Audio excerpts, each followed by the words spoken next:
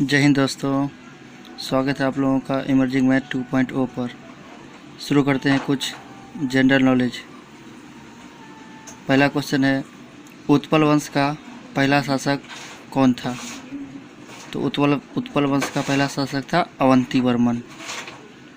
Swedish east India company की स्थापना कब हुई? तो स्वीडिश ईस्ट इंडिया कंपनी की स्थापना 1731 में हुई। गण देवता के लेखक कौन है? तो गण देवता के लेखक हैं ताराशंकर बंदोपाध्याय। कांग्रेस मंत्रिमंडलों ने इस्तीफा कब दिया था? तो कांग्रेस के मंत्रिमंडलों ने 1939 में इस्तीफा दिया था। फीफी झील कहाँ अवस्थित है? तो फीफी झील महाराष्ट्र में है।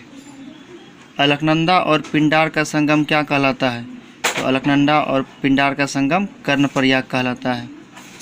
हिमालय की सर्वाधिक ऊंची चोटी कौन सी है? तो हिमालय की सर्वाधिक ऊंची चोटी माउंट एवरेस्ट है। कावेरी नदी का उद्गम स्थल कहाँ है? तो कावेरी नदी का उद्गम स्थल कुर्ग कर्नाटक में है। गार्डन ऑफ साउथ कहा जाता है किसे? तो गार्डन ऑफ साउथ कहा जाता है तंजावुर को। भारत में औसतन वर्षा कितनी होती है? तो यहाँ पूरे भारत की बात हो रही है। तो भारत में औसतन वर्षा 117 सेंटीमीटर होती है। माउंट हैरियट नेशनल पार्क कहाँ है? तो mount Harriet national park Andaman Nicobar में है। मानस नेशनल पार्क प्रसिद्ध है किसके लिए, किस जानवर के लिए?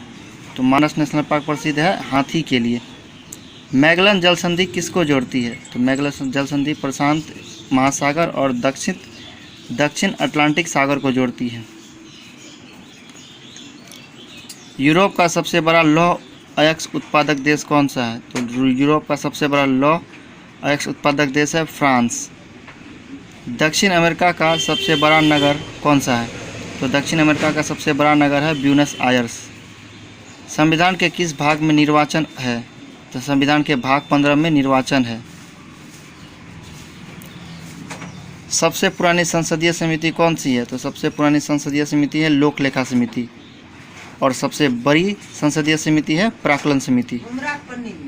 अखिल सेवा का सृजन कौन करता है?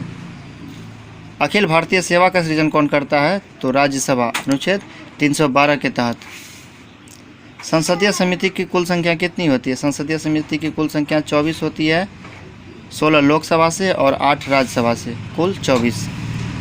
विवाह तथा तलाक किस सूची के अंतर्गत आता है? तो विवाह तथा तलाक समवर्ती सूची के अंतर्गत है।